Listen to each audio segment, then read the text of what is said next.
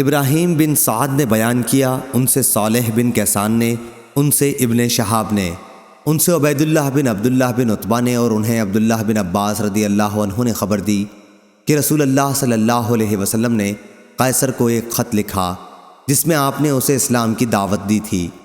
وحیہ کلبی رضی اللہ عنہ کو آپ نے مکتوب دے کر بھیجا اور انہیں حکم دیا تھا کہ مکتوب بصرہ کے گورنر کے حوالے کر دیں، وہ اسے قیصر تک پہنچا دے گا۔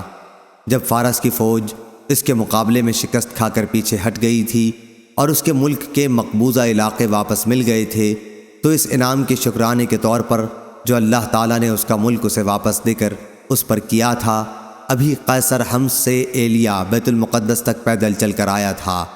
جب اس کے پاس رسول اللہ صلی اللہ علیہ وسلم کا نامہ مبارک پہنچا اور اس کے سامنے پڑھا گیا تو اس نے کہا کہ اگر ان حضرت صلی اللہ علیہ وسلم کی قوم کا کوئی شخص یہاں ہو تو اسے تلاش کر کے لاؤ، تاکہ میں اس رسول صلی اللہ علیہ وسلم کے متعلق اس سے کچھ سوالات کروں۔ صحیح بخاری حدیث نمبر 2940۔